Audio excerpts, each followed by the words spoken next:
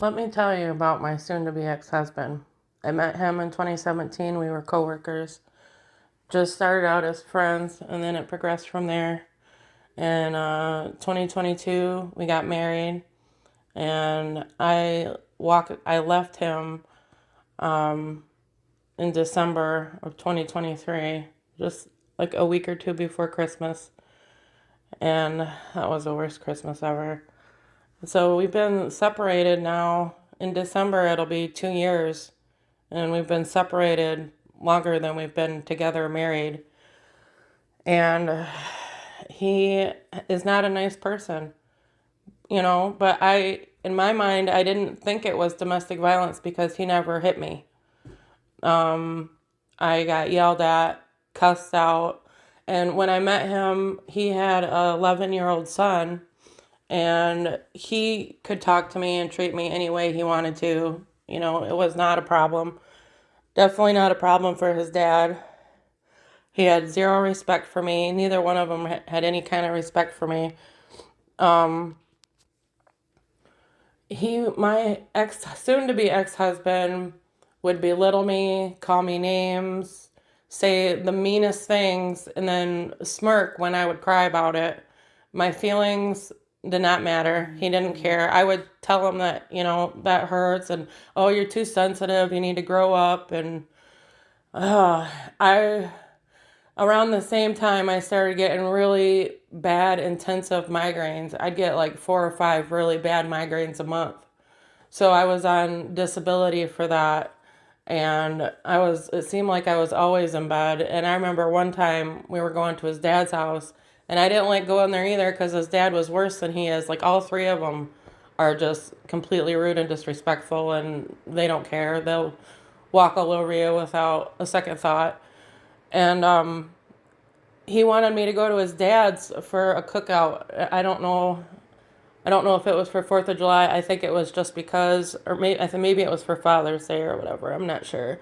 But I didn't want to go because my head was banging and I was in bed. And you always have a migraine when we go to my dad's. That's convenient, which is false. But I went. I went anyway. So we're in the car on our way over to his dad's house, and the music was loud, and I asked him to please turn it down. He's like, I'm sick of this shit, and he cranked it.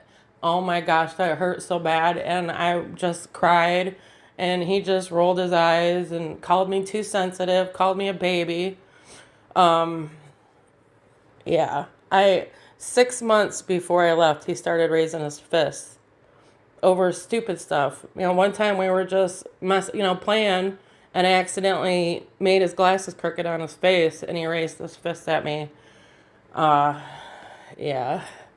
So he's just not a nice person. And then I'm a avid Dateline viewer.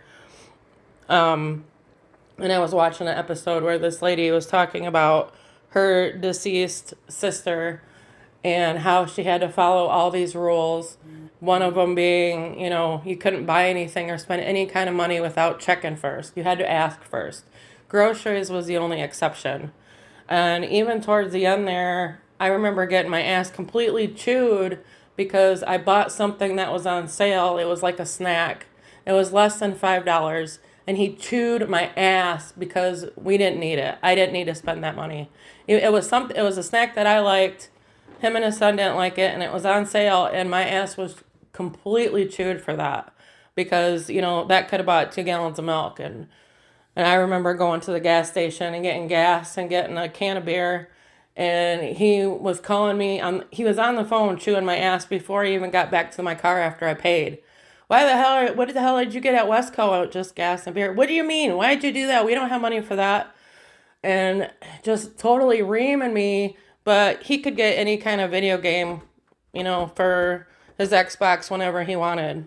It was like I couldn't go to Burger King and get a cheeseburger without getting my ass chewed. Um, there was something else. What else was there? Oh, it's just so restrictive. I couldn't leave the apartment without telling him where I was going, and if he said it was okay, then I could go. At the time, I had a dog, so I took my dog on a lot of walks just to get out of the environment. But there were times where he'd say, oh, he was just out. He don't need to go sit down. And I couldn't take a nap or lay down, whenever I wanted to if I was tired. You didn't do nothing all day. Why are you laying down? Get up and do this and this and this. And just completely restricted. When we were laying down in bed, I wasn't allowed to touch him in any way, shape, or form. Couldn't hold his hand or nothing unless we were going to be intimate. That was the only way that he would touch me in bed.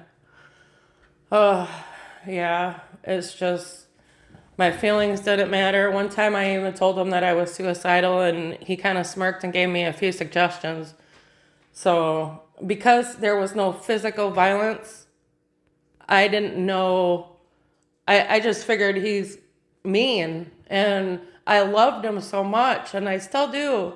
And I'm a Christian, and I thought that if I just loved him harder and prayed harder, if I blame myself a lot because I thought that if I was a better Christian and a better person, he wouldn't treat me the way he does. But it didn't matter what I did, and his son could do whatever he wanted to. He didn't have to listen to me at all.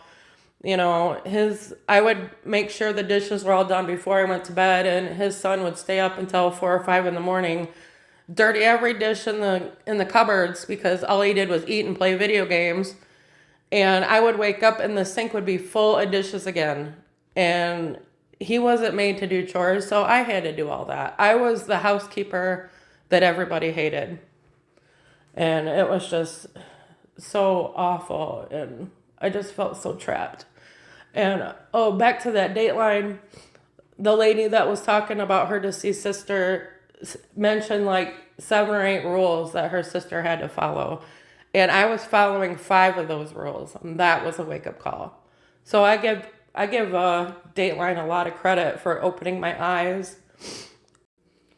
One day we were just sitting there talking, me and my soon-to-be ex-husband, about his son's behavior because he doesn't listen to me ever. He didn't listen to me when I was a girlfriend. He didn't listen to me when I was a fiance, and he didn't listen to me when I was a stepmom. And when I was talking to his dad about it, I'm like, why don't you ever discipline your kid? And he clenched his fist, and he's like, you shut the fuck up. And I was sitting next to him at the time, but that made me stand up because it scared me. And he's like, I'm sick of your snarky remarks. And it's like, it's not a snarky remark, it's the truth. And he's such a lazy parent. And the day after that, I was walking my dog, and thinking about what I had said to cause such a reaction, because he had me convinced that the reason why he treated me so poorly and swore and cussed me out every single day was because it was the stress of being the only person that was working. He had a full-time job, plus I was giving him all of my disability to go towards bills. But that was the excuse that he gave me, and that was the reason why he treated me so poorly. His reason why. And he hadn't blown up at me like that. It's been a few months, but at the time I had a part-time job working at a pizza restaurant. And so when he did that, and I was walking my dog thinking back to the day before and what I had said to make him lash out like that, because that was the first time he had done that since I've been working. And when I realized the question that I asked him, why don't you ever discipline your kid? And that was his reaction. Like, those don't go together. When your wife is asking you a question like that, most people can have a normal conversation and try to talk things out, but he just either blows up and cusses me out, or he totally stonewalls me, walks out of the room, ignores me. There's no eye contact or nothing. But when I was walking my dog and I realized what I had said to create such a reaction, I had these really strong visuals in my head of the street signs that I posted, or that I shared with you, not stop, wrong way, dead end, and U-turn. They were so vivid and so bright in my head that I even stopped walking, like, whoa, what was that? Whoa. I felt like that was Jesus making it completely black and white. Like, that reaction should not have happened to that answer. And plus, that should not have happened to that question, that reaction. That didn't make sense to me. And